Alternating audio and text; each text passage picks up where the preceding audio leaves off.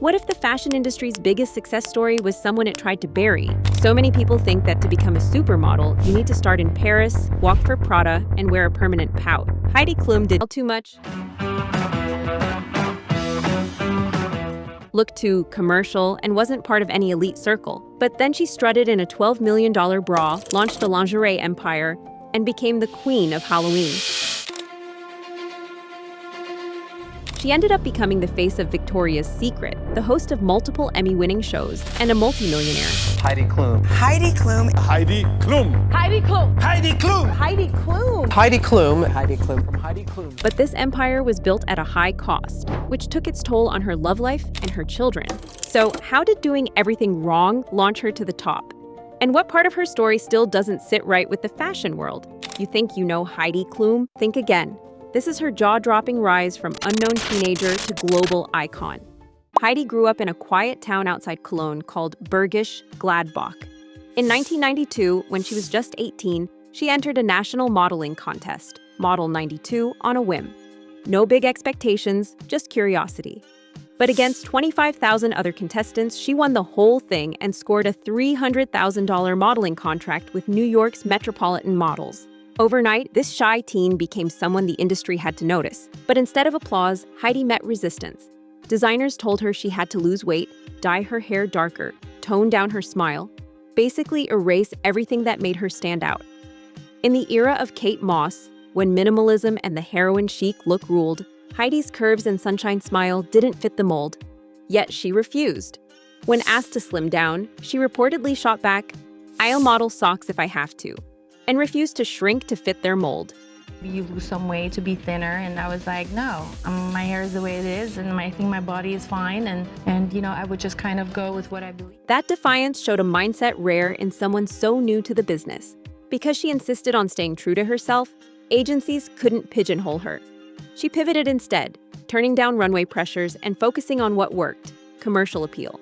That decision led directly to her move to Miami, where she built her career by hustling catalog and swimsuit jobs. Those early no's fueled her drive and made her resilient. So what could have been the end of the dream was actually the launch point. By refusing to conform, Heidi discovered something crucial, the power of her authenticity. And it all started with her teenage standfast in that living room in Germany. But just as her refusal to conform set the stage, the next bold move, leaving Europe for Miami, would redefine her path entirely. Before we move on to the next section, don't forget to hit that like button if you enjoyed the video this far. Heidi landed in steamy South Beach in 1993 to 1994, trading German cobblestones for sun-drenched sand and endless hustle. She wasn't chasing Paris runway gigs. Instead, she dove headfirst into catalog shoots for bras, beach towels, even QVC-style promotions. She smiled as she posed, and those images sold, not to fashion editors, but to everyday women. That connection? It wasn't luck. It was intentional. Because fashion thought she was too wholesome, Heidi leaned into her commercial appeal. She booked job after job, Mirabella in '94, ads for H&M, and Ann Taylor soon followed. Her blonde charisma worked. She was building reach, not runway cred. Then something clicked. She realized modeling didn't have to be a one-time sprint. It could be a career platform. That's when she first said it out loud. Modeling was never the goal. It was my launchpad. With it, she pivoted towards projects that paid, not just prestige. Catalog gigs turned into big sponsorships. Makeup, swimwear, even her own jewelry line on QVC in 2006. Because she stayed true to herself, doors began to open in ways that prestige models seldom saw. She understood audiences, real people, before the critic crowd ever could. That profitability translated into power. Before long, Miami wasn't just a stepping stone, it was her proving ground. By 1997, after mastering this blend of reach and hustle, she was ready for the next leap. She had the industry's attention, but something far bigger awaited. The kind of breakthrough that doesn't just change a career, it changes an era. And it all started with one very small bikini, one that would make her unstoppable. Heidi's big moment came in 1998 when she landed the cover of the Sports Illustrated Swimsuit Issue, becoming the first German model to do so. A magazine with about 55 million readers that year. Shot in the Maldives, she was blonde, sun-kissed, and smiling. Not moody or edgy. And it wasn't a conservative win. This issue flew off the stands. becoming one of SI's highest-selling editions ever. That cover changed everything. Thanks to its runaway success, Heidi wasn't just a pretty face anymore. She was a brand. She recognized her value and took control. She negotiated her own appearances and ensured her name went beyond editorials, gracing TV spots, magazine covers, calendars, and even QVC lines. By turning a single photo into a moneymaker, she made a $1 million smile her signature. This was the late 90s. Think Cindy Crawford's powerhouse presence and Tyra Banks' charisma. Both were dominating sports magazines and runways, but what set Heidi apart was her combination of approachability and sex appeal, a wholesome sex symbol in a world that valued heroin chic. Her marriage to stylist Rick Pipino in 1997 gave some glamour, but by 2002, they were divorced. Alas, their love story wasn't meant to be. Still, these strains didn't stop her public rise. That SI cover gave her momentum, and she capitalized on it. But even as she climbed higher, the insular world of high fashion never fully accepted her. That tension led her straight to the next leap. When she finally donned the Victoria's secret wings, Heidi made history in 1997 when she became the first German model to don the coveted Victoria's Secret Angel wings, a groundbreaking moment in a brand that had been dominated by Brazilians and Americans. Then, in 2003, she took the runway in the $12 million fantasy bra, strutting confidently as cameras flashed and photographers called her name. But what really shocked the fashion world wasn't the price tag. It was that radiant smile she wore the entire time. That moment solidified her persona. She wasn't just wearing lingerie, she was modeling joy, a concept that made high fashion insiders uneasy in its sheer authenticity. After all, in the early 2000s, models like Giselle embodied glam, Adriana was all about mystery, but Heidi? She was relatable fantasy, turning sex appeal into genuine charm. It gave her a magnetic power all her own. Around the same time, her personal life was in full bloom. Seal proposed in a magical igloo atop a glacier in British Columbia in December 2004. Romantic, fairy tale perfect, and pure envy. They married in May 2005 on a Mexican beach, surrounded by just 40 loved ones, and soon welcomed their children Lenny, Henry, Johan, and Lou, a picture-perfect family that seemed unstoppable. They renewed vows every year, reportedly 8 times, to keep the romance alive. But behind the scenes, pressure mounted. Balancing a high-profile marriage, newborns, and a booming career in the spotlight began to take its toll. Headlines around 2012 hinted at cracks. Rumors of infidelity swirled, and although Heidi denied them, the strain was real. It's over. Heidi Klum and Martin Kristen have ended things after an 18-month relationship. The 41-year-old had been bodyguard to the family, but according to Us Weekly, is no longer working with them after the split. Her picture-perfect angel moment started to blur. By the end of her Victoria's Secret run in 2010, Heidi was still a media darling, but the industry's fantasy bubble was bursting. She stood at the peak, wings on, smile radiant, but everything was about to flip. Just a little reminder to subscribe to our channel because it will really help us grow.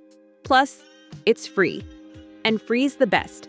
What went wrong? Here are some of the things you may not know about Heidi Klum and Seal's breakup. By January 2012, after nearly 7 years of marriage, Heidi and Seal announced their separation, citing that they had grown apart. That Hollywood split that has so many of us surprised. Heidi Klum and Seal are getting divorced. With Heidi calling the divorce horrible and hurtful in a 2012 interview with Katie Couric. In April that year, Heidi officially filed for divorce, citing irreconcilable differences, amid rumors of infidelity and the escalating scrutiny of tabloids. While saying they had grown apart, Heidi stressed they remained deeply committed to putting their 4 kids first. By October 2014, when the divorce was finalized, she understood the emotional toll it might take. That's why Heidi focused on stability. She pursued primary physical custody and ensured the kids spent most of their time with her, while agreeing to shared legal custody with Seal. This setup gave her the authority to make day-to-day decisions, which helped ground the family through the turbulence. But instead of letting personal pain derail her, Heidi took the heat and turned it into drive. Around the same time the divorce news hit, she was already laying the groundwork for something new, Project Runway.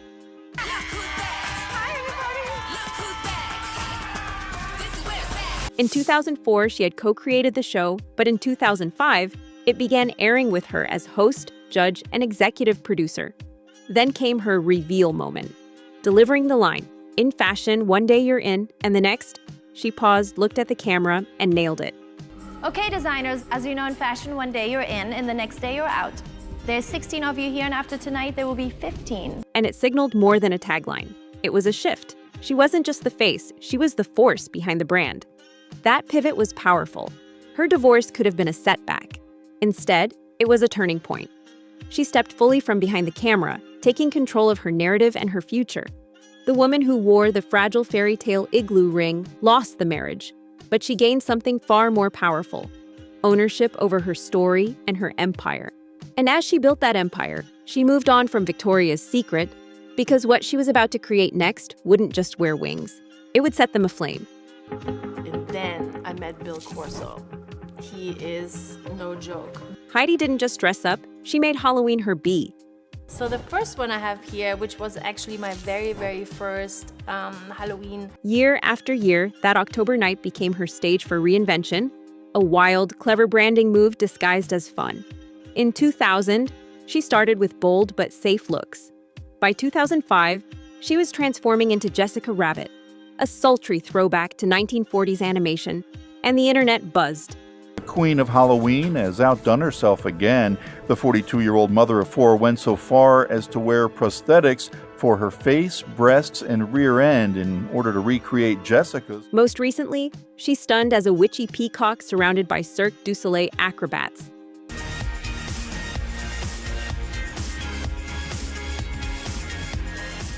And in the past, she pushed boundaries as Betty Boop, a zombie, and even a full-blown werewolf from the Thriller video. Fans went wild, and so did she. But it was her Halloween gambit of 2008 that almost landed her in hot water. That year, Heidi arrived as Kali, the multi-armed Hindu goddess. She nailed the look, face paint, elaborate headdress, so convincingly that it drew angry reactions. Hindu leaders, including Rajan Zed, slammed the costume as denigrating and called it a publicity stunt, demanding a public apology. It was a high-stakes misstep. The backlash taught her the difference between creating buzz and crossing lines. "It was actually my assistant's idea. Why don't you do an Indian goddess?" she later admitted. By learning from that mistake, Heidi sharpened her PR instinct. Every Halloween became part show, part message, and always memorable. Fast forward to 2022, and she dresses as a 7-foot worm with prosthetics so realistic that Tim Gunn admitted it took weeks to perfect. This creative spectacle wasn't just eye candy, it was genius. By spending months with teams of prosthetic artists, costume designers, and even Cirque du Soleil performers for her 2023 peacock look, Heidi made a statement. She was always several steps ahead. She wasn't writing a trend, she was setting them. Other fashion figures might launch a permanent line, but Heidi created a living, breathing annual PR machine that reset her image every October. It shocked, it entertained, and more importantly, it kept the world talking. No one else in fashion pushed personal branding like this. From eye-popping fantasy figures to over-the-top transformations, Heidi turned a holiday into her annual reinvention machine, long before Gaga's famed meat dress. And it all led to something bigger than costumes, a media empire built on spectacle and authenticity. Next up, the final chapter. How she built a lasting blueprint for reinvention, not just success. Heidi's post-Victoria's Secret empire didn't just materialize, it was built step by step, fueled by sharp business instincts and creative pivots. After leaving the runway, she didn't vanish, she diversified. By 2007, Heidi was launching lines of maternity wear, collaborating on collections with New Balance and Amazon, and even designing shoes for Birkenstock, moves that steadily padded her income and solidified her portfolio. In 2006, she introduced a jewelry line with Muawad on QVC, and 14 of 16 designs sold out in just 36 minutes, proving her star power translated directly to sales. But by 2009, lawsuits against her partner led to its discontinuation, a setback that taught her the need for control. Yet, she didn't slow down. In 2015, she launched Heidi Klum Intimates in Australia through Bendon, riding her lingerie icon status. 2 years later, she surprised the fashion world again with a capsule clothing line for Lidl grocery stores in Germany. bringing stylish, affordable pieces to everyday customers. All these ventures paid off.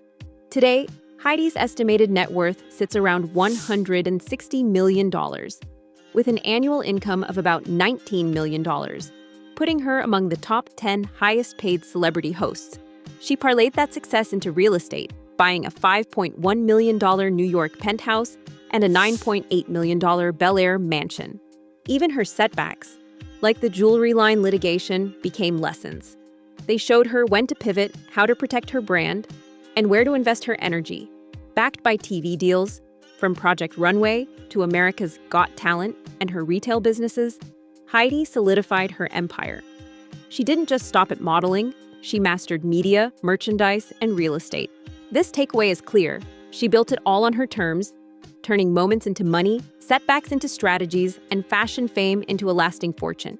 And with that empire in place, she moved on to what matters most, designing a reinvention blueprint that will build her legacy. Heidi never became a fashion designer. Instead, she built a reinvention blueprint, one that changed the model game. By refusing to become just another designer, she crafted something far more powerful. First, she smiled on her own terms.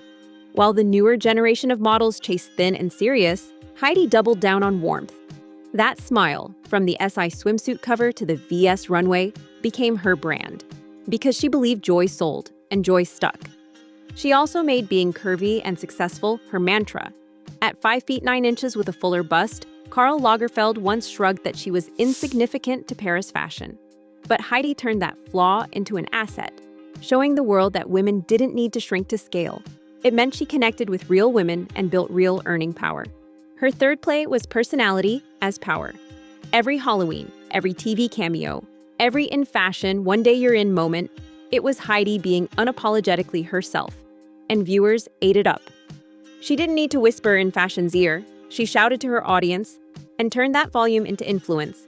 Finally, she refused to ask for permission. When brands wanted a quieter image, she launched maternity wear, a lingerie line in Australia, a fashion capsule at Lidl, and fragrances. Each move proved that she didn't wait for approval. She designed her own lane. Heidi Klum's legacy in fashion is a masterclass in rewriting the rules, proving that authenticity and hustle trump elitism.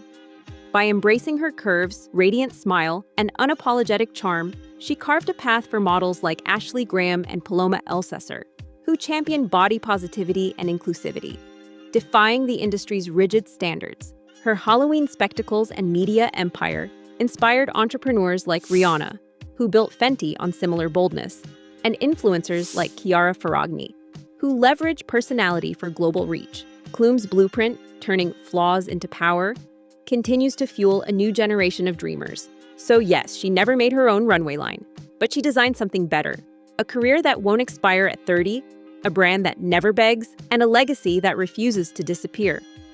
That is Heidi Klum, a model all of us can learn from. After all of this, did Heidi prove that you don't need the fashion world's approval to become a fashion icon? Or do you still need the industry's stamp to be taken seriously? Let us know your thoughts in the comments below. If you enjoyed this look into Heidi's extraordinary rise, don't miss the story of another outsider who defied the fashion world's rules and won. Ashley Graham didn't just break barriers, she shattered them.